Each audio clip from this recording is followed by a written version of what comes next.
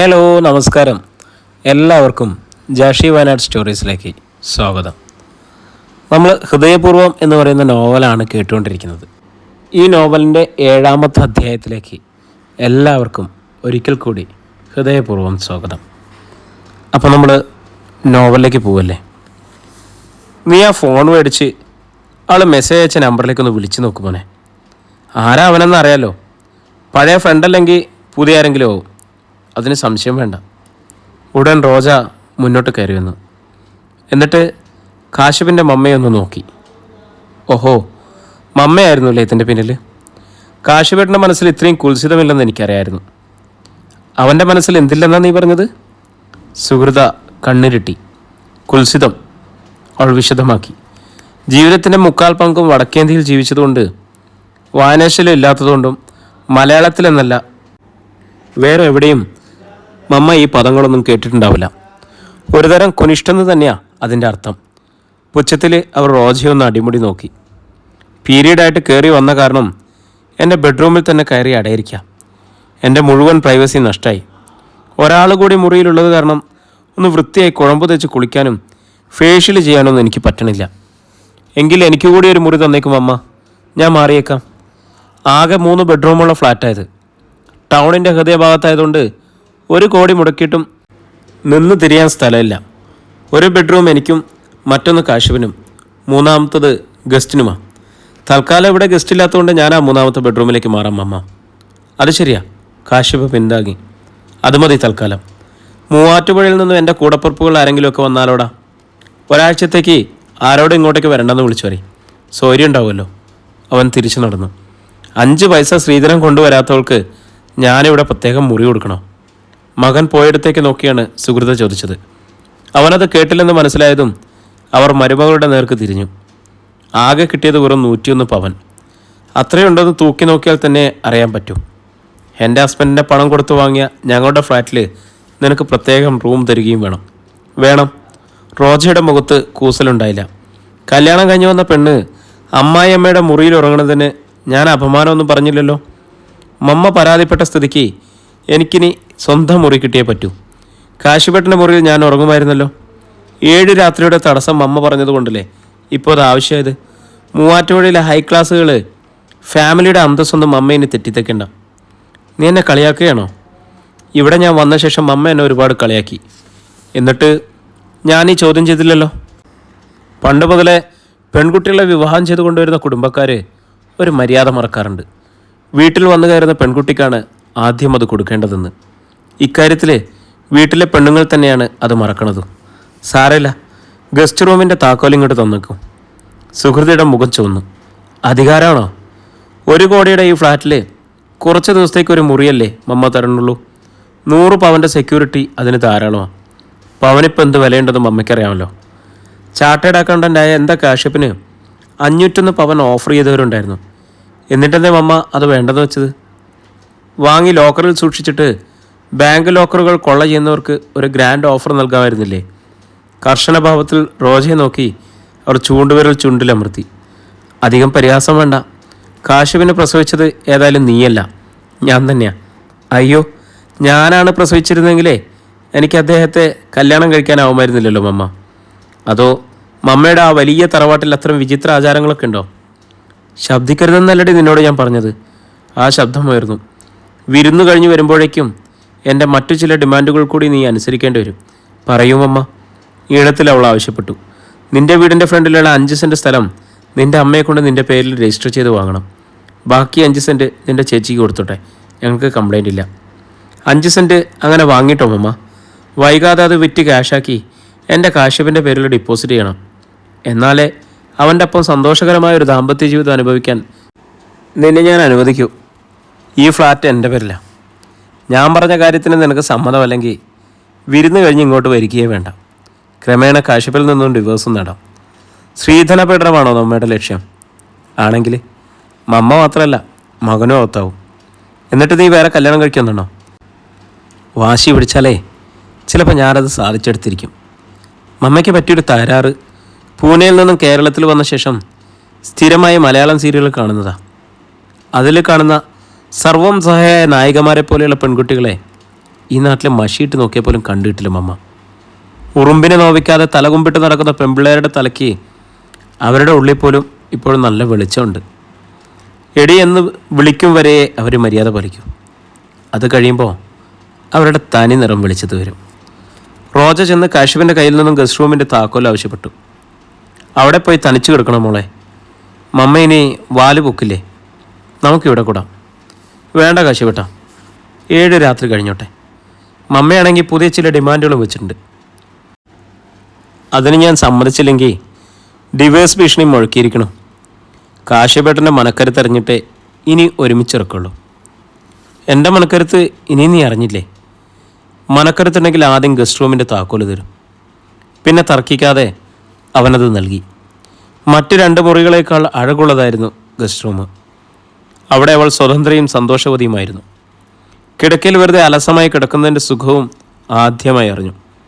അപ്പോഴേക്കും കാശിഫിൻ്റെ കോൾ വന്നു. റോജ, ഞാൻ അവിടെ വന്ന് വെറുതെ നിൻ്റെ മുഖത്തേക്ക് നോക്കി നിന്നിരുന്നോട്ടെ?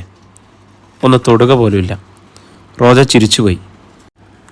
പ്ലീസ് മോളു. മോളു എന്നത് ഞാനും മാലവും പരസ്പരം വിളിക്കുന്ന പേരാണ്. ഞാൻ അവളെ ഒരിക്കലും ചേച്ചി എന്ന് വിളിച്ചിട്ടില്ല. അതിൽ കംപ്ലൈൻ്റ് ഉള്ള ചിലരുണ്ട്. ഞങ്ങളത് മൈൻഡ് ചെയ്യാറില്ല. മറ്റുള്ളവർ പറയണതനുസരിച്ച് ജീവിക്കുമ്പോൾ നമ്മളെ ആർക്കും തിരിച്ചറിയാനാവില്ല. അത്തരം ഒരു ജീവിതം വ്യർത്ഥമല്ലേ കാശിഫേട്ടാ? സമ്മതിച്ചു. അപ്പോൾ നിങ്ങൾ പരസ്പരം വിളിക്കുന്ന ആ വിളി ഞാനും അപ്ഡേറ്റ് ചെയ്യാം. കാശിഫേട്ടന് എന്നെ എന്തും വിളിക്കാം, തല്ലിക്കൊല്ലാം. ഉള്ളിൽ സ്നേഹം ഉണ്ടായാൽ മാത്രം മതി. ഓ, അവനിലെ കോരിത്തിരിപ്പ് അവൾ തിരിച്ചറിഞ്ഞു. എൻ്റെ റോജ, എൻ്റെ മനസ്സ് നിറയെ നിന്നോടുള്ള സ്നേഹമാണ്. എങ്കിൽ കാശിഫേട്ടൻ വന്നോളൂ. പക്ഷെ മമ്മ പരാതിയുമായി എത്തരുത്. മമ്മയെ ഞാൻ വിട്ടു റോജ. മമ്മ പറയണതിന് കാതോർത്താ ജീവിക്കാനേ പറ്റില്ല. റോജ ലീവിലായിരുന്ന അത്രയും ദിവസങ്ങൾ കാശിഫ് വീട്ടിലുണ്ടായിരുന്നു. പകൽ മുഴുവൻ അവൻ അവൾക്കരികിലായിരുന്നു.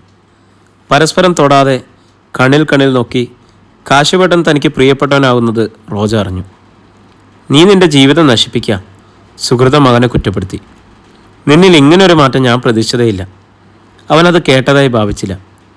അവൾ പീരീഡിലായിരുന്നതിനാൽ 4-ാം നാൾ പതിവിനനുസരിച്ച് വിരുന്നുണ്ടായില്ല.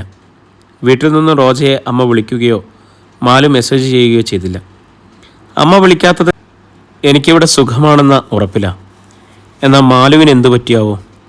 അവളെ ഓർക്കുമ്പോൾ എനിക്ക് സന്തോഷിക്കാനാവുന്നില്ല കാശിഫേട്ടാ. അവളോട് തിരിച്ചു വരാൻ മെസ്സേജ് ചെയ്യോ റോജ? മാലു, ഞാൻ നല്ലൊരു ജോലി വാങ്ങിക്കൊടുക്കാം. അവിടെ കല്യാണവും നമുക്ക് നടത്താം. നല്ല കാഴ്ചപ്പാടുള്ള കുറേ ഫ്രണ്ട്സ് ഉണ്ട് എനിക്ക്. എങ്കിൽ കാശിഫേട്ടൻ പറഞ്ഞിട്ടാണെന്ന് പറഞ്ഞ് ഞാനൊരു മെസ്സേജ് ചെയ്യട്ടെ? ധൈര്യമായി ചെയ്യും. പക്ഷെ മാലയിൽ നിന്നും മറുപടി വന്നതേയില്ല. എങ്കിൽ നീ ആ നമ്പറിലേക്കൊന്ന് വിളിച്ചു നോക്കൂ റോജ. മാലു അല്ല എടുക്കുന്നതെങ്കിൽ കട്ട് ചെയ്താൽ മതിയല്ലോ. അതോടെ റോജ ചേച്ചിയെ വിളിച്ചു നോക്കി. അങ്ങനെ ഒരു നമ്പർ നിലവിലില്ലെന്നായിരുന്നു അറിയിപ്പ്. റോജയ്ക്ക് കരച്ചിലായി. ഫോണിന് തകരാറ് സംഭവിച്ചു കാണും റോജ. നമുക്ക് ട്രൈ ചെയ്തുകൊണ്ടിരിക്കാം. കാശിഫ് ആശ്വസിപ്പിച്ചു. അങ്ങനെ 7 രാത്രി കഴിഞ്ഞു. 8-ാം നാൾ പുലർന്നപ്പോൾ കാശിഫിനൊപ്പം സ്വന്തം വീട്ടിലേക്ക് വിരുന്നു പോകാൻ റോജ റെഡിയായി. മാലയുടെ ഫോൺ ശരിയാവാത്തതിൻ്റെ വ്യസനം മാത്രമേ അവൾക്കുണ്ടായിരുന്നുള്ളൂ. നമ്മുടെ ഫസ്റ്റ് നൈറ്റ് നിൻ്റെ വീട്ടിലായിരിക്കും റോജ, കാശിഫ് ആ കാതിൽ പറഞ്ഞു. 2 ദിവസം കഴിഞ്ഞ് നമ്മളൊരു ചെറിയ ഹണിമൂൺ ട്രിപ്പ് പോകും. ഒരാഴ്ച കഴിഞ്ഞ് മടങ്ങിയെത്തും. അപ്പോൾ അമ്മ തനിച്ചിവിടെ? ഇന്ന് വൈകുന്നേരം തന്നെ ഇവിടെത്താൻ ചെറിയമ്മയോട് ഞാൻ പറഞ്ഞിട്ടുണ്ട്. ഹസ്ബൻഡില്ലാത്ത ആളാ ചെറിയമ്മയും. മകൻ വിദേശത്തുവാ. ചെറിയമ്മ ഒരാഴ്ച ഇവിടെ ഉണ്ടാവും. പുറപ്പെടാൻ നേരം യാത്ര പറയാൻ റോജ മമ്മയുടെ അരികിലെത്തി.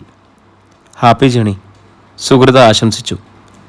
പക്ഷേ നിങ്ങൾ തിരിച്ചെത്തുമ്പോഴേക്കും ലിലിയും ഇവിടെ എത്തും. ലിലിയോ? അതാരാ? റോജയുടെ പുരികം ചുളിഞ്ഞു. കാശിഫിൻ്റെ പഴയ ഗേൾഫ്രണ്ട്. അവർ പുഞ്ചിരിച്ചു. അവനിൽ അവൾക്കൊരു കുട്ടിയുണ്ട്. കാശിഫ് മാരിയുടെ അത് ഇന്നാണത്ര ലിലി അടഞ്ഞത്. 1 മിനിറ്റ് മുൻപാണ് കോള് വന്നത്. അധ്യായം 14. റോജയ്ക്ക് ചിരിക്കാനാണ് തോന്നിയത്. തുടർന്ന് അവൾ സുഹൃത മഹാദേവനെ ആപാദചൂടം വീക്ഷിച്ചു. മടങ്ങിപ്പോകും മുമ്പ് തന്നെ തറ പറ്റിക്കാനുള്ള അവസാന ആയുധമാണിത്. അവരുടെ കക്ഷത്തിൽ താൻ തലകൊണ്ട് എന്ന് വയ്ക്കില്ലെന്ന് ഉറപ്പായിട്ടുണ്ടാവും. ആ സ്ഥിതിക്ക് മകനെയും മരുമകളെയും തെറ്റിപ്പിരിച്ച് സമാധാനിക്കാനുള്ള ശ്രമമാണ്. അതിനായി പ്രയോഗിച്ചത് വളരെ ബാലിഷമായൊരു തന്ത്രവും. എങ്കിലും റോജയ്ക്ക് മമ്മയുടെ സഹതാപമേ തോന്നിയുള്ളൂ. ഒറ്റ മകൻ തന്നിൽ നിന്നും അകന്നു പോകുന്നുവെന്ന ഈ പാവം അമ്മയുടെ ഭയം അവൾക്ക് വ്യക്തമായി മനസ്സിലാക്കാനായി. സാരമില്ല മമ്മ, റോജ ചിരിച്ചു. ലിലി വരട്ടെ, ഞങ്ങൾ തിരിച്ചു വരുമ്പോഴേക്കല്ലേ? ലിലിക്ക് ഒരു കുട്ടിയുണ്ടെന്ന് പറഞ്ഞത് പൂനെയിൽ വെച്ചുള്ള ഒരു ബന്ധത്തിലെ കുട്ടിയായിരിക്കും അല്ലേ? ആ സംഭവമൊക്കെ വിവാഹത്തിന് മുൻപ് കാശിവേട്ടൻ എൻ്റെ അടുത്ത് പറഞ്ഞിരുന്നു. സുഹൃത കണ്ണു വിഴിച്ചു. നീ എന്താ കുട്ടി ഈ പറയണത്? അതറിഞ്ഞിട്ടും പിന്നെ നീ എന്തിനാ ഈ കുട്ടി ഈ കല്യാണത്തിന് സമ്മതിച്ചത്? ലിലിയും ഒരു മനുഷ്യ സ്ത്രീയല്ലേ മമ്മ, കാര്യങ്ങൾ പറഞ്ഞാൽ അവൾക്ക് മനസ്സിലാവില്ലേ? ഒരു പ്രത്യേക സാഹചര്യത്തിൽ കാശിവേട്ടനും അവളും തെറ്റിപ്പിരിഞ്ഞു. അങ്ങനെ എത്രയോ ബന്ധങ്ങൾ ഓരോ മനുഷ്യരുടെയും ജീവിതത്തിൽ ഉണ്ടാവാറുണ്ട്. പഴയ ആളുകളെപ്പോലെയല്ല ന്യൂജൻ അതിലൊന്നും അമിത പ്രാധാന്യം നൽകാറില്ല. വേണ്ടി വന്നാൽ ലിലിയുടെ കുട്ടിയെ വളർത്താൻ ആവശ്യമായ സഹായങ്ങൾ ചെയ്തു കൊടുക്കണമായിരുന്നു. അതിനുള്ള പണം കാശിവേട്ടൻ ഏൺ ചെയ്യുന്നുണ്ടല്ലോ. മമ്മ വിചാരിക്കും പോലെ ഭാര്യയാവണ യുവതിയുടെ സ്വത്ത് തട്ടിയെടുത്ത് സുഖിച്ച് ജീവിക്കാൻ ആഗ്രഹിക്കുന്ന ആളല്ല കാശിവേട്ടൻ. അതൊക്കെ പഴയകാല പ്രേതങ്ങളുടെ മനോഭാവ. മാതാപിതാക്കളുടെ കാലശേഷമേ ന്യൂജൻ അവരുടെ സ്വത്തുക്കളിൽ കൈവയ്ക്കും. എൻ്റെ റോജ, ഞാൻ അതൊന്നുമല്ല പറഞ്ഞത്. മമ്മയുടെ മുഖത്ത് വേവലാതിയും സംഘർഷവും വർദ്ധിച്ചതായി അവൾക്ക് തോന്നി. അതുകൊണ്ട് അവർ പറയണത് ഒരു കളവോ നാട്യമോ ആയി വിശ്വസിക്കാനും കഴിയാതെയായി. ഈ ലിലി എന്ന് പറയണവൾ നീ ചിന്തിക്കും പോലെ ഒരു മനുഷ്യ സ്ത്രീയേ അല്ല. മനുഷ്യ സ്ത്രീയുടെ രൂപം ഉണ്ടെന്നേ ഉള്ളൂ. ഏത് ഭാഷ സംസാരിക്കുന്ന അവൾ? മലയാളിയാ, പക്ഷേ ഏത് നാട്ടുകാരെയാണെന്ന് പറയാൻ പറ്റില്ല. അവളുടെ അമ്മയും എന്നെപ്പോലെ സർക്കാർ നേഴ്സാ. ലിലി 10 വയസ്സ് വരെ കേരളത്തിലെ പല ജില്ലകളിലും അവർ താമസിച്ചിട്ടുണ്ട്. അപ്പോഴേക്കും അവൾക്കൊരു രണ്ടാനച്ഛനുണ്ടായി. അതോടെ അവർ പൂനെക്ക് ചേക്കേറി. ഒരേ ഹോസ്പിറ്റലിൽ വർക്ക് ചെയ്തതുകൊണ്ട് മലയാളികളെ ആയതുകൊണ്ടാണ് ഞങ്ങൾ പരിചയക്കാരായത്. സുഹൃത്തിയുടെ സ്വരം ഇടയ്ക്കിടെ പതറി, കണ്ണുകൾ നിറഞ്ഞു. അവർ പറയണത് ക്രൂരമായ സത്യങ്ങളാണെന്ന് റോജയ്ക്ക് വ്യക്തമായി. ഫ്ലാറ്റിൻ്റെ ഗ്രൗണ്ട് ഫ്ലോറിലെ പോർച്ചിൽ ഗ്യാരേജിൽ നിന്നും കാർ ഇറക്കിയിട്ട് കാശിഭട്ടൻ കാത്തിരിക്കുകയാണെന്ന് അവൾക്കറിയാമായിരുന്നു. എന്നിട്ടും മമ്മ പറയണത് മുഴുവൻ കേൾക്കാനായി റോജ കാതോർത്തു നിന്നു. 3 വയസ്സിൻ്റെ വ്യത്യാസമേ ഉണ്ടായിരുന്നുള്ളൂ കാശിവനും ലിപിക്കും തമ്മിൽ. പഠിക്കുന്ന ക്ലാസ്സുകൾക്കും 3 വർഷത്തെ വ്യത്യാസം. എന്നാൽ സാമൂഹികമായി അവർ ലോ ക്ലാസ്സും ഞങ്ങൾ ഹൈ ക്ലാസ്സുമായിരുന്നു. അവർ താമസിച്ചിരിക്കുന്നത് ഒരു വാടക മുറിയിൽ. അതിന് തൊട്ടടുത്തുള്ള സ്വന്തം വില്ലയിലായിരുന്നു ഞങ്ങൾ. ലിലിയുടെ മമ്മിക്കും ജോലിയുണ്ടെങ്കിലും രണ്ടാനച്ഛൻ വെറും കൂലിത്തല്ലുകാരനായിരുന്നു. കാശിപ്പിൻ്റെ അപ്പ പോയതോടെ ലിലിയുടെ രണ്ടാനച്ഛൻ ഞങ്ങൾക്കൊരു സംരക്ഷണമായി. അതോടൊടുവിൽ ഞങ്ങളെ ഒരു പത്മവ്യൂഹത്തിലായി. കാശിപ്പിന് ജോലി കിട്ടി 6 മാസം കഴിഞ്ഞില്ല. ലിലി ഗർഭിണിയാണെന്ന കംപ്ലൈൻറ്റുമായിട്ട് അവളുടെ പപ്പ വന്നു. കാശിവേട്ടന് അതിൽ പങ്കുണ്ടായിരുന്നു. അങ്ങനെ അവൻ സമ്മതിച്ചില്ലെങ്കിലും എനിക്ക് അതിലത്ര വിശ്വാസം ഉണ്ടായിരുന്നില്ല. ലിലിയും മമ്മിയും ശരിക്കും അഴിഞ്ഞാട്ടക്കാരികളായിരുന്നു. കല്യാണം കഴിഞ്ഞാലും അവൾ എൻ്റെ മോൻ്റെ പരിധിക്ക് നിൽക്കില്ലെന്ന് എനിക്ക് ഉറപ്പുണ്ടായിരുന്നു. വിവരം ഞാൻ എൻ്റെ ബന്ധുക്കളെ അറിയിച്ചു. അവരുടെ സഹായത്തോടെ രാഹിക്ക് രാമാനം കുറഞ്ഞ വിലയ്ക്ക് ആ വില്ല വിറ്റ് ഞങ്ങൾ പൂനെ വിടുകയായിരുന്നു. ശബ്ദിക്കാൻ വയ്യാത്ത രീതിയിൽ അവൾ സ്തംഭയായി. ചെന്നൈയിലുള്ള ബ്രദറിൻ്റെ അടുക്കെന്നാണ് പൂനെയിലേക്ക് എന്ന് പറഞ്ഞിരുന്നത്. പക്ഷെ ഞങ്ങൾ നേരെ കൊച്ചിയിലെത്തി. വാടകയ്ക്ക് താമസിച്ചുകൊണ്ട് ഈ ഫ്ലാറ്റ് ബുക്ക് ചെയ്തു. വൈകാതെ ഞങ്ങൾക്കിത് സ്വന്തമാവുകയും ചെയ്തു. ലിലിയെയും അവളുടെ പപ്പയെയും ഭയന്ന നിങ്ങളുടെ വിവാഹ വാർത്ത പത്രത്തിൽ കൊടുക്കാതിരുന്നത്. എന്നിട്ടും ആരോ ഞങ്ങളെ ഒറ്റി. സുഹൃതം വിശ്വസിച്ചു. മമ്മയുടെ ഫോൺ നമ്പർ എങ്ങനെ ലിലിക്ക് കിട്ടി? ഇതെൻ്റെ പഴയ നമ്പറാണ്. 1 വർഷത്തിലധികമായി ഞാൻ ഈ സിം ഉപയോഗിക്കണില്ലായിരുന്നു. മോൻ്റെ കല്യാണം കഴിഞ്ഞതോടെയാണ് പുതിയ ഫോൺ വാങ്ങി ഈ സിം അതിലിട്ടത്. അത് ഇത്രയ്ക്കും ഒരു ലക്കി നമ്പറാണ്. പക്ഷേ അതിപ്പോൾ അൺലക്കി ആയില്ലേ? ആയി മോളെ, അത് ഞാൻ പ്രതീക്ഷിച്ചില്ല. ഒരു സംശയം കൂടി. ലിലിയുടെ കാര്യം മമ്മ പറഞ്ഞു തുടങ്ങിയപ്പോൾ മുഖത്ത് കുസൃതിയും തമാശയുമായിരുന്നില്ലേ? ഞാൻ വിചാരിച്ചത് ഞങ്ങൾ തമ്മിൽ തെറ്റിക്കാൻ വേണ്ടി മമ്മ ഒരു കള്ളക്കഥ മെനഞ്ഞതാണെന്ന്. മമ്മ പറഞ്ഞതെല്ലാം സത്യമാണെങ്കിൽ മമ്മയ്ക്കിതെങ്ങനെ ഇത്ര ലാഘവത്തോടെ തുടങ്ങാൻ കഴിഞ്ഞു? നിന്നെ ഒന്ന് വേവലാതിപ്പെടുത്താൻ വേണ്ടി ആദ്യം ഞാൻ അഭിനയിച്ചതാണ് മോളെ. നിനക്കെല്ലാം അറിയാമെന്ന് പറഞ്ഞതോടെ ഞാൻ വിഡ്ഢിയായില്ലേ? ഇപ്പോൾ എനിക്ക് മനസ്സിലായി നീയൊന്നും അറിഞ്ഞിട്ടില്ല എന്ന്. നിനക്ക് ഇതൊന്നും ഒരു പ്രശ്നമല്ലെന്ന്. അതെ മമ്മ, എനിക്കിതൊന്നും ഒരു പ്രശ്നമല്ല. കല്യാണം നടന്നിട്ട് 7 രാത്രി കഴിഞ്ഞെങ്കിലും ഞാനിപ്പോഴും കന്യകയാണ്. അത്യാവശ്യം വേണ്ടിടത്തൊക്കെ എനിക്കത് ബോധ്യപ്പെടുത്താനാവും. ആകെയുള്ളൊരു പ്രശ്നം ഒരു വിവാഹമോചനം വേണ്ടി വരുമെന്നതാണ്. സാരമില്ല, എനിക്കിപ്പോൾ നല്ലൊരു കാരണം കിട്ടിയല്ലോ. കാശിപേട്ടൻ കൂടി സഹായിച്ചാൽ 1 വർഷത്തിനകം ഞാൻ ഫ്രീ ആകും. സുഹൃത്തിയുടെ മുഖത്ത് സങ്കടം വന്നു. നീ ഇപ്പോൾ എൻ്റെ മകനെ വേണ്ടെന്ന് വെക്കുമോ മോളെ? അതല്ലേ അമ്മയ്ക്ക് നല്ലത്? മമ്മയുടെ പോക്കറ്റിൽ കിടക്കുമല്ലോ സ്വന്തം മോനും. മമ്മയുടെ കാലശേഷം മോന് ഈ ലിലിയോടും മോനോടുമൊപ്പം ഈ ഫ്ലാറ്റിൽ തന്നെ കഴിയാലോ. ഒരു ഉപകാരം ചെയ്താൽ മതി. എനിക്കെൻ്റെ ആ ഓർണമെൻറ്റ്സ് ഇങ്ങ് തിരിച്ചു തന്നേക്ക്. അയ്യോ മോളെ, അത് അവർ അബദ്ധം ഭാവിച്ചു. ബാങ്ക് ലോക്കറിൽ കൊണ്ടുവച്ചെന്നൊന്നും നുണ പറയണ്ട. ഞാനിവിടെ വന്ന ശേഷം മമ്മി ഫ്ലാറ്റിന് വെളിയിൽ കടന്നിട്ടില്ലെന്ന് എനിക്കറിയാം. പോലീസിൻ്റെ സഹായം സ്വീകരിച്ചോ അല്ലെങ്കിൽ ഇവിടുത്തെ വല്ല ഗുണ്ടകളെയും ആശ്രയിച്ചോ ലിലിയെ പുറത്താക്കിയിട്ട് നിനക്കിവിടെ താമസിച്ചൂടെ കുട്ടി? നടക്കില്ല മമ്മ. ലിലിയെക്കുറിച്ച് മമ്മ പറഞ്ഞതെല്ലാം 100% സത്യമാണെന്ന വിശ്വാസം എനിക്കില്ല. പിന്നെ ഞാൻ തന്ന ഓർണമെൻറ്റ്സ് 101 പവനുണ്ടെന്ന് പറഞ്ഞതും ശുദ്ധ തട്ടിപ്പാണ്. എൻ്റെ അമ്മ പറഞ്ഞതുപോലെ അത് വെറും 50 പവനേ ഉള്ളൂ. മുഴുവനും BIS 916 അല്ലതാനും. എൻ്റെ അമ്മ നിർബന്ധിച്ചിട്ടാ ഞാനത് അണിഞ്ഞതും. ഇല്ലെങ്കിൽ മുക്കുപണ്ടം അണിഞ്ഞേ ഞാൻ വരുമായിരുന്നുള്ളൂ. ഏതായാലും മമ്മ പോയി എൻ്റെ കിറ്റ് എടുത്തുകൊണ്ട് വാ. അത് കിട്ടാതെ ഞാനിനി പോവില്ല. അതിനുവേണ്ടി ലിലിയുടെ സഹായം പോലും ഞാൻ തേടിയെന്ന് വരും. സുഹൃത പകച്ചു. പിന്നെ പരീക്ഷണഭാവത്തിൽ തിരിഞ്ഞു നടന്നു. പെട്ടെന്ന് റോജയുടെ ഫോൺ റിങ് ചെയ്തു. എടുത്തു നോക്കിയപ്പോൾ കാശിവായിരുന്നു. എന്താ കാശിവേട്ടാ? താൻ എന്തെടുക്കുക അവിടെ? ഞാനിവിടെ കാത്തിരുന്ന് മടുത്തു. സ്വന്തം വീട്ടിലേക്കും പോകണമെന്നില്ല റോജയ്ക്ക്? ഇനിയിപ്പോൾ എൻ്റെ വീട് ഇതല്ലേ കാശിവേട്ട? ചെറിയമ്മ വരും വരെ മമ്മ തനിച്ചായിരിക്കില്ല ഇവിടെ. അതുകൊണ്ട് ഉച്ചയ്ക്കുള്ള ആഹാരം ഉണ്ടാക്കി വെക്കാമെന്ന് വിചാരിച്ചു. ഇതാ പണി തീർന്നു, ഞാൻ പുറപ്പെടുക. ഈർഷ്യം കൊണ്ടാവാം മറുപടി പറയാതെ കാശ്യപ് കോൾ കട്ട് ചെയ്തു. അപ്പോഴേക്കും ആഭരണ കിറ്റുമായി സുഹൃതലതാ മഹാദേവൻ തിരിച്ചെത്തി. എല്ലാം ഉണ്ടോയെന്ന് സിബു തുറന്ന് നോക്കിയിട്ട് കൊണ്ടുപോയാൽ മതി. അങ്ങനെ പറഞ്ഞു എന്ന് വെച്ച് സിബു തുറന്നു നോക്കാതെ ഞാൻ കൊണ്ടുപോവില്ല മമ്മ. എനിക്ക് ഈയിടെ ആരെയും വിശ്വാസമില്ല. കിറ്റിൻ്റെ സിബ് തുറന്നു നോക്കി സുഹൃതയെ ഒന്ന് നോക്കി തലകുലുക്കി റോജ. ഇനി ഒരു ചോദ്യം കൂടി, അവസാനത്തെ ചോദ്യം. ലിലി വരാൻ പോണ കാര്യം അമ്മ കാശ്യപേട്ടനോട് പറഞ്ഞിരുന്നു? പറഞ്ഞിരുന്നു. നിന്നോട് അതേപ്പറ്റി പറയരുതെന്ന് അവൻ പറഞ്ഞു. അവൾ ചിരിച്ചു. നല്ല മമ്മ, മകനോട് സ്നേഹമുള്ള മമ്മ. മനുഷ്യരെല്ലാം ചിന്താശക്തിയുള്ള മൃഗങ്ങളാണെന്ന്, അന്തിമമായി അവനവനെ മാത്രം സ്നേഹിക്കുന്നവരാണെന്നും പറയണത് എത്ര സത്യം. നമ്മളിനി വീണ്ടും കാണില്ല സുഹൃത്തലതാ മഹാദേവൻ. Good bye. റോജ തിരിച്ചു നടന്നു. ലിഫ്റ്റ് ഇറങ്ങി അവൾ പോർച്ചിലെത്തുമ്പോൾ കാറിനകത്തോ പരിസരത്തോ ആരുമില്ല. ഫോണെടുത്ത് റോജ കാശ്യപിൻ്റെ നമ്പർ പ്രസ് ചെയ്തു. അപ്പോഴേക്കും അവൻ ഓടിയെത്തി. എന്ത് തോന്നിയാസാ റോജ നീ കാണിച്ചത്? എനിക്ക് BP ഇത്തിരി കൂടുതലാണെന്ന് ഞാൻ പറഞ്ഞിട്ടില്ലേ? ഒരല്പം പോലും ടെൻഷൻ താങ്ങാൻ വയ്യാത്ത ക്യാരക്ടർ എൻ്റേത്. അല്പം പോലും ടെൻഷൻ താങ്ങാൻ വയ്യാത്ത ആളുകൾക്ക് വേണ്ടിയാണ് ദൈവൻ ഭൂമിയിലെ മുഴുവൻ ടെൻഷനും ഒരുമിച്ചാക്കി കൂട്ടിവെച്ചിരിക്കുന്നത്. അതെന്താ അങ്ങനെ പറഞ്ഞത്? ഞാനൊരു സത്യം പറഞ്ഞേ ഉള്ളൂ. ഡോറ് തുറന്ന് അവൾ കാറിനകത്ത് കയറി. നമുക്ക് പോകാം. എന്നിട്ട് കാർ സ്റ്റാർട്ട് ചെയ്ത ശേഷമാണ് ചോദിച്ചത്, എന്തായിരുന്നു മമ്മയുമായി ഇത്ര സീരിയസ് ടോക്ക്? പോകാൻ നേരം ഫുഡ് ഉണ്ടാക്കാൻ കയറിയെന്ന് പറഞ്ഞാൽ ഞാൻ വിശ്വസിക്കില്ല. അതൊക്കെ വീട്ടിലെത്തിയിട്ട് പറഞ്ഞാൽ പോരാ. ഡ്രൈവ് ചെയ്യുമ്പോൾ ടെൻഷൻ താങ്ങുമോ? താൻ കാര്യം പറയൂ റോജ. അവൻ്റെ മുഖം ഇരുണ്ടു. വണ്ടിയുടെ വേഗം വർദ്ധിച്ചു. അതുകൊണ്ടാണ് റോജ തോറ്റത്.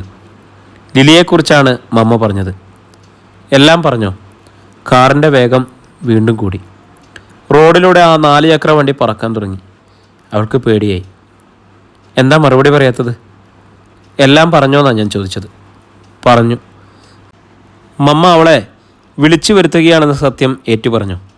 ഇല്ല, പക്ഷെ അതിനുള്ള ചാൻസ് ഞാൻ വിട്ടുകളഞ്ഞിട്ടില്ല. എങ്കിൽ വിട്ടുകളയണ്ട. സത്യം അതാണ്. ഇത്രയും ജലസിയായ ഒരു മനുഷ്യജീവിയെ ഞാൻ വേറെ കണ്ടിട്ടില്ല. അപ്പായ്ക്ക് മധുരയിലെ മഠത്തിൽ പതിവ്രതയായ ഒരു ഭാര്യ ഉണ്ടായിരുന്നു, ഒരു മകളും. അവരിൽ നിന്നും അമ്മ അപ്പയെ പിടിച്ചെടുക്കുകയായിരുന്നു. നിയമപരമായ ഒരു വിവാഹം അവർ തമ്മിൽ നടന്നിട്ടില്ല. പക്ഷേ അപ്പായ്ക്കുള്ളതെല്ലാം അമ്മയുടെ സ്വന്തമായി. എന്നെ പെറ്റ അമ്മയെക്കുറിച്ചാണ് ഞാൻ പറഞ്ഞത്. എന്നാൽ എല്ലാം സത്യമാണ്. ലിലിയെക്കുറിച്ച് അമ്മ പറഞ്ഞതോ 75% കളവാണ്. അവളൊരു നല്ല കുട്ടിയായിരുന്നു. എനിക്കന്ന് 24 വയസ്സേ ഉള്ളൂ. ബലം പ്രയോഗിച്ച് അമ്മ ഞങ്ങളെ അകറ്റുകയായിരുന്നു. മതത്തിൻ്റെ പേരിലാണോ? അല്ല, ലിലി എന്നാണ് പേരെങ്കിലും അവളും ഹിന്ദുവാണ്. പക്ഷെ എൻ്റെ ജീവിതത്തിലേക്ക് മറ്റാരും കയറി വരണതും അമ്മ സഹിക്കില്ല. നിൻ്റെ കാര്യത്തിലും അത് തന്നെയാണ് സംഭവിച്ചത്. നമ്മളെ ഏറ്റാൻ മമ്മ ഇപ്പോൾ ലിലിയെ വിളിച്ചു. ലിലിയുടെ കുട്ടി കാശിപേട്ടൻ്റെ അല്ലേ? അതെ. ആ കുട്ടിയുടെ ഒരു കടമയില്ലേ? ഉണ്ട്. മോൾക്കായി ഒരു തുക ഫിക്സഡ് ഡെപ്പോസിറ്റായി ഞാൻ നൽകിയിട്ടുണ്ട്. ഭാവിയിൽ എന്തെങ്കിലും ചെയ്യണമെന്നുണ്ട്. ലിലിയോട് ഇപ്പോഴും സ്നേഹമില്ലേ? ഇല്ല. ഒരിക്കലും ഉണ്ടായിരുന്നു. ഇപ്പോൾ മനസ്സിൽ നിന്ന് പോയി. ആത്മാർത്ഥവും സത്യസന്ധവുമായാണ് കാശ്യപ് സംസാരിക്കണതെന്ന് റോജയ്ക്ക് മനസ്സിലായി. ഒരു സംശയമേ അവൾക്കുണ്ടായിരുന്നുള്ളൂ. എന്നെ സംബന്ധിച്ചതെല്ലാം ഞാൻ തുറന്നു പറഞ്ഞിട്ടും കാശിപേട്ടൻ എന്താ ഈ കാര്യം ഒളിച്ചു വെച്ചത്? ഫേസ്ബുക്കിൽ നിന്റെ ചിത്രം കണ്ടതും നിന്നെ കൂടാതെ വയ്യെന്നായി എനിക്ക്. നേരിൽ കണ്ടതോടെ അവസ്ഥ ഒന്നുകൂടി ഇൻറ്റൻസായി. സത്യം പറഞ്ഞാൽ നിന്നെ എനിക്ക് കിട്ടില്ലെന്ന് വ്യക്തമായിരുന്നു. വ്യക്തിബന്ധങ്ങളിൽ പലരും കള്ളത്തരങ്ങൾ കാണിക്കുന്നത് ഇങ്ങനെയാണ്. നമുക്ക് ആവശ്യമില്ലാത്തതിനെ വേണ്ടെന്ന് വെക്കുന്നത് എളുപ്പമാണ് റോജ. അത്യാവശ്യമായതിനു വേണ്ടി നമ്മൾ വളഞ്ഞ വഴി സ്വീകരിക്കുകയും ചെയ്യും. കാറ് റോജയുടെ വീട്ടിൻ്റെ ഗേറ്റിലെത്തി. ഞാൻ അകത്തേക്ക് പറഞ്ഞില്ല റോജ. കാശ്യപ് പറഞ്ഞു, ഇപ്പോഴത്തെ അവസ്ഥയിൽ എനിക്ക് ആരെയും ഫേസ് ചെയ്യാൻ വയ്യ. നീ എന്തെങ്കിലുമൊക്കെ കള്ളങ്ങൾ പറഞ്ഞോളൂ. ഒരാഴ്ച കഴിഞ്ഞ് ഞാൻ തിരിച്ചു വരാം. എങ്ങോട്ടാണ് പോണത്? ഏതായാലും വീട്ടിലേക്കല്ല. ബാക്കി ആലോചിച്ച് തീരുമാനിക്കും. എൻ്റെ അവസ്ഥ നിനക്കറിയാമല്ലോ. ചെകുത്താനും ചെങ്കടനും ഇടയിലാണ് ഞാൻ. ഞാനെന്ത് വേണം? ഒരാഴ്ച കഴിഞ്ഞ് ഞാൻ വരാം. മനസ്സൊന്ന് ശാന്തമായിട്ട് നമുക്ക് ഡിസ്കസ് ചെയ്യാം. എന്നിട്ടൊരു തീരുമാനത്തിലെത്താം.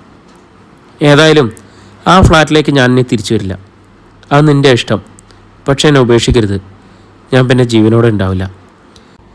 പറഞ്ഞിട്ട് അവളുടെ ഡ്രസ് കേസും ഷോൾഡർ ബാഗും എടുത്ത് അവൻ കാറിന് പുറത്ത് വെച്ചു. എന്നോട് ക്ഷമിക്കുക, ഞാനൊരു നിർഭാഗ്യവാനാണ്. ഡോർ തുറന്ന് റോജയും കാറിൽ നിന്നും ഇറങ്ങി. കാശ്യപിൻ്റെ നേർക്ക് ഒന്ന് കൈവീശിയിട്ട് അവൾ ഡ്രസ് കേസും ഷോൾഡർ ബാഗും എടുത്തു. റോജയ്ക്ക് തൻ്റെ ഭർത്താവിനോട് എന്തുകൊണ്ടോ വെറുപ്പും പകയും തോന്നിയില്ല. കാശ്യപ് വണ്ടി തിരിച്ചതും അവൾ ഗേറ്റ് തുറന്ന് അകത്ത് കടന്നു. ഗേറ്റ് അനങ്ങിയ ശബ്ദം കേട്ടാവാം സുഭാഷിണി ഓടി വാതിൽ കടന്നെത്തി. അവൾക്ക് അതിശയമായിരുന്നു. നീ എങ്ങനെ വന്നു പോണേ? കാശ്യപെവിടെ? കാശ്യപിന് പെട്ടെന്നൊരു യാത്ര വേണ്ടി വന്നു. എന്നെ മമ്മയ്ക്കൊപ്പം നിർത്തിയിട്ട് പോകാനായിരുന്നു ആദ്യ പ്ലാൻ. പോകാൻ റെഡിയായപ്പോൾ ഞാൻ പറഞ്ഞു, എന്നെ ഇവിടെ എത്തിച്ചിട്ട് പോയിക്കോളാൻ. ഫ്ലൈറ്റിൻ്റെ സമയമായതുകൊണ്ട് ഗേറ്റിൽ ഇറക്കി വിട്ടിട്ട് പോയിക്കൊള്ളാനും ഞാനാ പറഞ്ഞത്. നെടുമ്പാശ്ശേരി വരെ വണ്ടി എത്തണ്ടേ? ട്രാഫിക് ബ്ലോക്ക് ഉണ്ടായാൽ കുടുങ്ങും. എന്നാലും എന്നോടൊരു വാക്ക് പറഞ്ഞിട്ട് പോകായിരുന്നു അവന്. അവനിഷ്ടപ്പെട്ട ആഹാരമൊക്കെ ഒരുക്കി വെച്ചിരിക്കാൻ ഞാൻ. ഒരാഴ്ച കഴിഞ്ഞിങ്ങ് വരുവാമേ. പിന്നെ അമ്മയ്ക്ക് ഇഷ്ടമുള്ളപ്പോൾ വിട്ടാൽ മതി. അമ്മയ്ക്കൊപ്പം റോജ അകത്തേക്ക് നടന്നു. പക്ഷെ അവൾ പറഞ്ഞതൊന്നും ശശിധരനും ലേഖയും വിശ്വസിച്ചില്ല. ഗസ്റ്റ് റൂമിനകത്ത് കയറി അവർ കുശുകുശുത്തു. അവൾ തെറ്റിപ്പിരിഞ്ഞു പോന്നിരിക്കുക. അല്ലെങ്കിൽ റോജയുടെ സ്വഭാവത്തിനെ അവൾ ഒരിടത്തും പൊരുത്തപ്പെട്ട് നിൽക്കില്ല ശശിയേട്ടാ. ഞാനും കുട്ടികളും ഒടുവിൽ ഇവിടുന്ന് കെട്ടുകെട്ടിക്കേണ്ടി വരുമെന്നാണ് എനിക്ക് തോന്നുന്നത്. മാലയുടെ കാര്യം ഞാൻ പറഞ്ഞപടിയായിരുന്നില്ലേ? അവൾ ഒളിച്ചോടിയതാണെന്ന് ഒടുവിൽ സുജേച്ചിയും സമ്മതിച്ചല്ലോ. റോജയും അമ്മയും അപ്പോൾ തങ്ങളുടെ കിടക്കറയിൽ വെച്ച് അടക്കം പറഞ്ഞുകൊണ്ടിരുന്നത് മാലയെക്കുറിച്ചായിരുന്നു. ഇന്നലെ സന്ധ്യയ്ക്ക് ഷേർലി ആയത് ഇവിടെ വന്ന് പറഞ്ഞത്. ഞാനിതുവരെ ഒരു മനുഷ്യരോടും പറഞ്ഞിട്ടില്ല. ഏതു നേരം കാതും കൂർപ്പിച്ചുകൊണ്ട് ലേഖയുണ്ടാവും പിന്നിൽ. അതുകൊണ്ട് സൂക്ഷിച്ചേ വർത്തമാനം പറയാനാവൂ. ഷേർലി ചേച്ചിയും പോളേട്ടനും എന്ത് കണ്ടുന്നാ? രാത്രി വൈകി അവർ രണ്ടും കൂടി മാർക്കറ്റിൽ നിന്ന് എന്തൊക്കെയോ വാങ്ങി കെട്ടിപ്പെറുക്കി ബൈക്കിൽ പോകുമായിരുന്നു. അപ്പോഴാണ് ഒരു ചീത്ത പേരുള്ളൊരു സ്ത്രീയോടൊപ്പം ടൗണിലൊരു ഹോട്ടലിൽ നിന്ന് അവൾ ഇറങ്ങി വരുന്നത് ഒരു ടാക്സിയിൽ കയറണതും കണ്ടെന്ന്. കൂടെയുള്ളത് സെക്സ് വേഷങ്ങൾ ചെയ്യുന്ന ഒരു നടിയാണ്. പേര് അവർക്ക് രണ്ടുപേർക്കും അറിയില്ല. സമയവും സ്ഥലവും പക്ഷെ മോശമാണത്രേ. അല്ലെങ്കിൽ തന്നെ എറണാകുളത്തുണ്ടെങ്കിൽ അവൾ നമ്മളെ ഒളിച്ചു കളയേണ്ട കാര്യമുണ്ടോ? അത് മാല തന്നെയാണെന്ന് ഷേർലിയേച്ചിക്ക് ഉറപ്പുണ്ടോ? സ്വന്തം കുഞ്ഞിനെ പിടിച്ച് അവൾ ആണയിട്ടു. തളർച്ചയിൽ റോജ പിന്നോട്ട് ചാഞ്ഞു. അധ്യായം 15. അവൾ നശിച്ചടി മോളെ. തലയിൽ തല്ലി സുഭാഷിണി ഏങ്ങലടിച്ചു. അതാ അവൾ തിരിച്ചു വരാത്ത.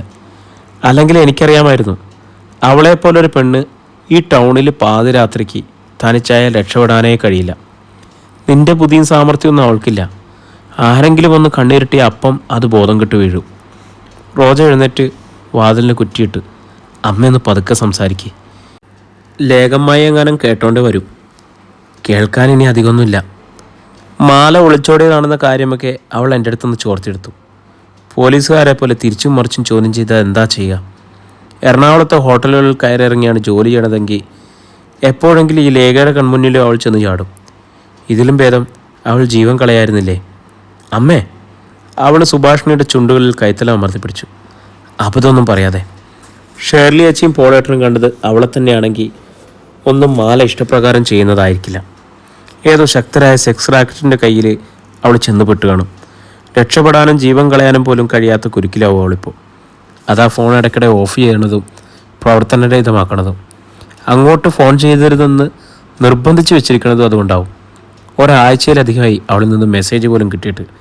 എൻ്റെ കല്യാണമായിട്ട് അവൾ തിരിച്ചു വരാത്തതിൻ്റെ രഹസ്യം ഇത് തന്നെയാവും. എങ്കിൽ പിന്നെ മെസ്സേജ് അയക്കുമ്പോൾ ഉള്ള സത്യം അവൾക്ക് അതിലൂടെ അറിയിച്ചൂടെ? നമുക്ക് പോലീസ് സഹായം തേടാമായിരുന്നല്ലോ. അങ്ങനെ രക്ഷപ്പെട്ടു വന്ന എത്രയോ പെൺകുട്ടികളുണ്ട്. പോലീസ് അറിഞ്ഞാൽ പത്രവും അറിയില്ല അമ്മേ. അങ്ങനെ പരസ്യമായി രക്ഷപ്പെട്ട് തിരിച്ചെത്തിയ പെൺകുട്ടികളുടെ ഭാവി എന്താണെന്ന് അമ്മയ്ക്ക് ഊഹിക്കാനാവോ? രക്ഷപ്പെട്ടെത്തിയ പെൺകുട്ടികളെ മാത്രമല്ല, അവരുടെ കുടുംബത്തെ ഈ സമൂഹം ഉമിത്തിയിലിട്ട് നീറ്റും. അഗ്നികുണ്ഡമില്ലാതെ തന്നെ ഹോമിക്കും. ഇതൊക്കെ പറഞ്ഞാൽ നീ മുൻപും എന്നെ ഇതിൽ നിന്ന് പിന്തിരിപ്പിച്ചത്. കാണാതായതിൻ്റെ പിറ്റേ പുലർച്ചെ തന്നെ പോലീസിൽ അറിയിക്കേണ്ടതായിരുന്നു. എങ്കിൽ എന്തെങ്കിലും ഒരു തീർപ്പുണ്ടായനെ. അപ്പോൾ അവളുടെ പേരിലയക്കണ മെസ്സേജുകൾ കൊണ്ട് തൃപ്തിപ്പെട്ടു. അതൊന്നും മാല ആയിരിക്കില്ല അയക്കണതെന്ന് ഞാൻ ആവർത്തിച്ച് പറഞ്ഞതാ. ഇപ്പം മെസ്സേജ് പോലും ഇല്ല. അങ്ങനെ ഒരു നമ്പർ നിലവിലില്ല. നിനക്ക് നഷ്ടമൊന്നുമില്ലല്ലോ. നിൻ്റെ കല്യാണം കഴിഞ്ഞു. ഒരാഴ്ച കഴിയുമ്പോൾ കാശ് വരും. നിനക്ക് ആ കൂടെ പോയാൽ മതിയല്ലോ. അതെ, റോജ തലയാട്ടി. അവളുടെ കണ്ണുകൾ തുളുമ്പി. ഞാനേതായാലും ഷേർലിയച്ചേനെ ഒന്ന് വിളിക്കാൻ പോവാം. മാലയുടെ കൂടെ ഉണ്ടായിരുന്ന ആ നടിയുടെ പേരെന്താണെന്ന് അറിയണമല്ലോ. എനിക്ക് പേരറിയില്ലെന്നാണ് ഷേർലി പറഞ്ഞത്. അവരഭിനയിച്ച പടങ്ങളുടെ പേരും അവരുടെ പ്രായവും പറഞ്ഞാലും മതി. ഞാൻ തിരക്കി കണ്ടുപിടിച്ചോളാം. അപ്പോൾ വാതിക്കലൊരു മുട്ട് കേട്ടു. റോജ വാതിക്കലേക്കൊന്ന് നോക്കി. തിരിഞ്ഞ് അമ്മയും. വേഗം കണ്ണു തുടക്കി. ലേഖമ്മായിയാവും. കണ്ണു തുടച്ചിട്ട് സുഭാഷിണി വാതിലിൻ്റെ കുറ്റിയെടുത്തു. അതോടെ വാതിൽ തുറന്ന് ലേഖ അകത്തേക്ക് വന്നു. ഇതെന്താ അമ്മയും മോളും കൂടി വാതിൽ കുറ്റിയിട്ട് അകത്ത് കയറിയിരിക്കണത്? അമ്മ എന്തോ പറയാനാഞ്ഞപ്പോൾ മകൾ ഇടയ്ക്ക് കയറി. ഞാൻ ഓർണമെൻറ്റ്സ് ഒക്കെ എടുത്ത് കിറ്റിൽ വെക്കുകയായിരുന്നു, കൊണ്ടുപോയി ലോക്കറിൽ വെക്കാനായിട്ട്. ഉടൻ ലേഖ മൂക്കിൽ വിരൽ ചേർത്തു. അപ്പോൾ ഓർണമെൻറ്റ്സ് എല്ലാം നീ തിരിച്ചു കൊണ്ടുവന്നോ? അല്ലാതെ പിന്നെ. റോജ പുരികം ചൊളിച്ചു. കല്യാണത്തിന് പെണ്ണിനെ അണിയിച്ചു വിടുന്ന ആഭരണങ്ങളൊക്കെ ചെക്കനുള്ളതാ. അത് അവൻ്റെ ലോക്കറിലാണ് വെക്കേണ്ടത്. അതെന്തിനാ അങ്ങനെ? അതാ നാട്ടുകിടപ്പ്. ക്യാഷിന് അവന് വല്ല ബുദ്ധിമുട്ടുണ്ടായാൽ പണയപ്പെടുത്താമല്ലോ. സ്വർണ്ണം അതിനുള്ളതല്ലേ.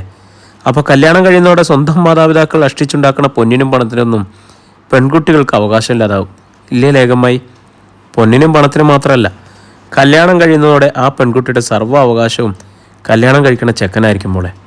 അപ്പോൾ കല്യാണം എന്ന് പറയുന്നത് പെൺകുട്ടികളെ സംബന്ധിച്ചിടത്തോളം ഒരു സ്വയം പണയപ്പെടുത്തലാണല്ലേ. സാധാരണ നമ്മൾ വസ്തുക്കൾ പണയപ്പെടുത്തിയാൽ പണം ഇങ്ങോട്ട് കിട്ടും. പെണ്ണുങ്ങൾ സ്വയം പണയപ്പെടുത്തുന്ന കല്യാണം എന്ന ഏർപ്പാടിൽ പെണ്ണും പണവും പണ്ടവും അങ്ങോട്ട് കൊടുക്കണമല്ലോ. എന്തൊരു വൃത്തികെട്ട ഏർപ്പാട്. നിന്നോട് സംസാരിക്കാൻ ഞാൻ ആളല്ല കുട്ടി. ലേഖ കാതുപൊത്തി. റോജ ആ കൈകളെടുത്ത് കാതുകളിൽ നിന്നും അകറ്റി. നിങ്ങളെപ്പോലെ പത്തും ഗുസ്തിയുമായി നടക്കുന്ന കുറേ ബുദ്ധിശൂന്യരായ പെണ്ണുങ്ങളാ സമൂഹത്തിൽ പെണ്ണിൻ്റെ വില ഇങ്ങനെ ഇടിച്ചു താഴ്ത്തണത്. റോജ, സുഭാഷിനെ വിളിച്ച്. മിണ്ടരുത്. റോജ അമ്മയെ നോക്കി ചൂണ്ടുവിരൽ ചുണ്ടിലമർത്തി. എന്നിട്ട് വീണ്ടും ലേഖമ്മായുടെ നേർക്ക് തിരിഞ്ഞു. നിങ്ങൾക്കൊക്കെ കുറേ പണ്ടങ്ങൾ കഴുത്തിലും ഭർത്താവിൻ്റെ ലോക്കറിലും വേണം. പ്രോട്ടീൻസ് അടിച്ചു കൊടുത്ത ദേഹം മൂടാൻ പളപളാ മിന്നുന്ന കുറേ തുണികൾ വേണം. പശിയടങ്ങിയാൽ കിടന്നുറങ്ങാൻ പതുപതുത്ത കിടക്ക വേണം. സമൂഹത്തിൽ നടമാടുന്ന അതിക്രമങ്ങൾ അറിയണ്ട. അറിഞ്ഞാലും പ്രതികരിക്കണ്ട. നാവുകൊണ്ട് പോലും പ്രതിഷേധിക്കാൻ നിൽക്കണ്ട. കൺമുന്നിലിട്ട് മറ്റൊരു പെണ്ണിനെ പിച്ചു ചിന്തിയാലും കണ്ണടച്ചുകൊണ്ട് തിരിഞ്ഞോടാൻ വെമ്പുന്ന മനസ്സാണ് നിങ്ങളെപ്പോലെയുള്ള മനുഷ്യജന്മങ്ങൾക്ക്. മോളെ, ലേഖയുടെ തൊണ്ടയിടറി. നീ പറയണതൊക്കെ ശരി തന്നെയാ. എങ്കിൽ ഞാനൊന്ന് ചോദിക്കട്ടെ, ലേഖമ്മായുടെ വക എത്ര പവൻ പൊന്നുണ്ട് ശശിമാമയുടെ ലോക്കറിൽ? പെട്ടെന്ന് പിന്നിൽ നിന്ന് ഒരു ചിരി വരുന്നു. ശശിധരനായിരുന്നു. എൻ്റെ പൊന്നു മോളെ, അവളുടെ വക പൊന്നും ഞാനെൻ്റെ കണ്ണുകൊണ്ട് ഒന്നും കണ്ടിട്ടില്ല. അവളുടെ ശമ്പളം അവൾക്കുള്ളതാ. അവളുടെ വസ്തുവകളൊക്കെ അവൾക്കുള്ളതാ. അവൾ പെറ്റ മക്കളും അവൾക്കുള്ളതാ.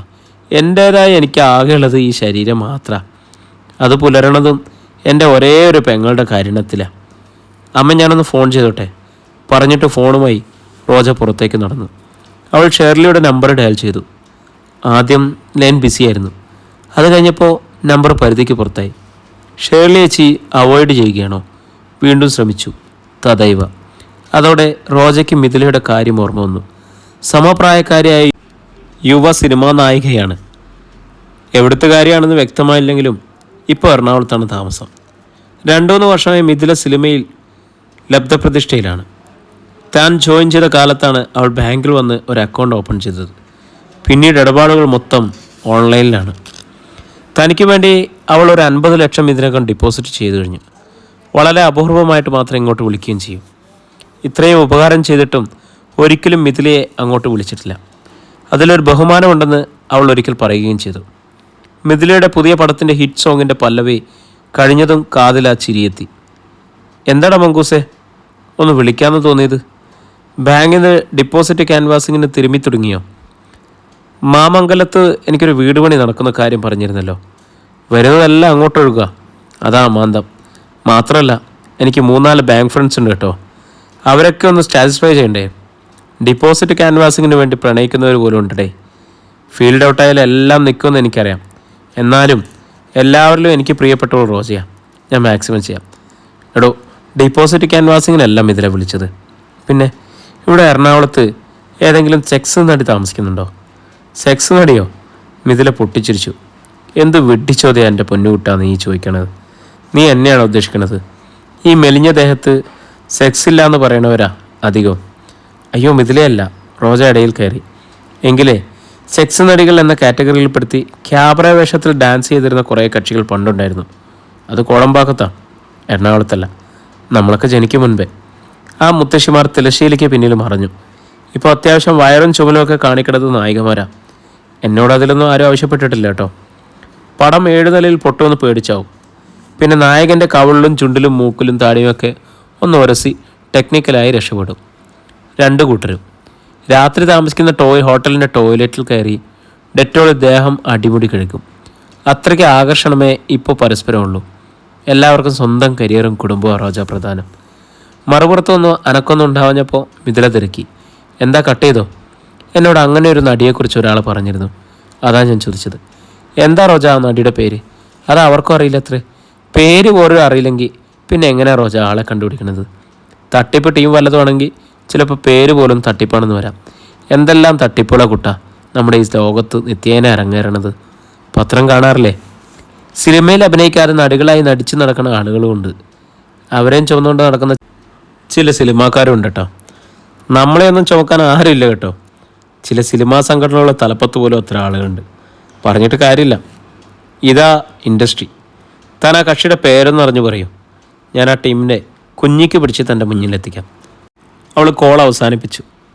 എത്തമില്ലാത്തൊരു വെള്ളക്കെട്ടിലേക്ക് വിലപ്പെട്ടതെന്തോ നഷ്ടമായ അവസ്ഥയിലായിരുന്നു റോജ. തന്നെ അവഗണിച്ചതാണോ എന്ന ശങ്കയിൽ വീണ്ടും ഷേർലിച്ചയെ വിളിക്കാൻ അവൾക്ക് മടിയായി. എല്ലാം തുറന്നു പറഞ്ഞിട്ടുള്ള സ്ഥിതിക്ക് കാശിപേട്ടൻ്റെ സഹായം തേടിയാലോ എന്നായി അടുത്ത ആലോചന. അദ്ദേഹത്തിൻ്റെ പേരിലും ഇപ്പോൾ ഒരു കുറ്റം നിലവിലുണ്ടല്ലോ. ആ നിലയ്ക്ക് തങ്ങളെ പഴിക്കണമെന്നില്ല. എന്ന് മാത്രമല്ല, തൻ്റെ ഒരു സിംപതി നേടിയെടുക്കാൻ വേണ്ടി ആവുന്നത്ര സഹായിക്കുകയും ചെയ്തു. എല്ലാറ്റിനുമുപരി എറണാകുളം ടൗണിൽ തന്നെയുള്ള ആളാണ് കാശിപേട്ടൻ. ഷേർലി ചേച്ചിയുടെ പോളേട്ടനേക്കാൾ നിലയും വിലയുള്ള ആൾ. അതുതന്നെയാണ് എളുപ്പവഴിയെന്ന് റോജയ്ക്ക് ഉറപ്പായി. പക്ഷേ ആ നമ്പർ പ്രസ് ചെയ്തപ്പോഴേക്കും ഔട്ട് ഓഫ് റേഞ്ച് എന്നായിരുന്നു പ്രതികരണം. അവൾക്ക് ശരിക്കും കരച്ചിൽ വന്നു. പ്രിയമുള്ളവരെ, നമ്മുടെ നോവല് ഇവിടെ തുടരുകയാണ് കേട്ടോ. ഞാനും കഥ വായിച്ച് സമയം പോയതറിഞ്ഞില്ല. 3 മിനിറ്റാണ് ഇന്നത്തെ നമ്മുടെ വായനാ സമയം. എല്ലാവർക്കും ഇഷ്ടമാവുമെന്ന് പ്രതീക്ഷിക്കുന്നു. എല്ലാവരുടെയും കമൻറ്റുകൾ വേണം. ഇഷ്ടമുള്ളവർക്കൊക്കെ നിങ്ങൾ ഷെയർ ചെയ്ത് കൊടുക്കണം. പിന്നെ ഫോളോ ചെയ്യാത്ത ആരെങ്കിലും ഉണ്ടെങ്കിൽ ഫോളോ ചെയ്യാൻ പറയണം. നമുക്ക് സബ്സ്ക്രൈബേഴ്സൊക്കെ ഒത്തിരി കുറവാണ്. അപ്പം വീണ്ടും ഇതിൻ്റെ അടുത്ത ഭാഗമായിട്ട് നമ്മൾ നാളെ രാത്രി 9 മണിക്ക് കണ്ടുമുട്ടുന്നു. ഒത്തിരി സന്തോഷത്തോടെ സ്നേഹത്തോടെ നിങ്ങളുടെ സ്വന്തം ജാഷി വയനാട്. അപ്പോൾ ശുഭരാത്രി.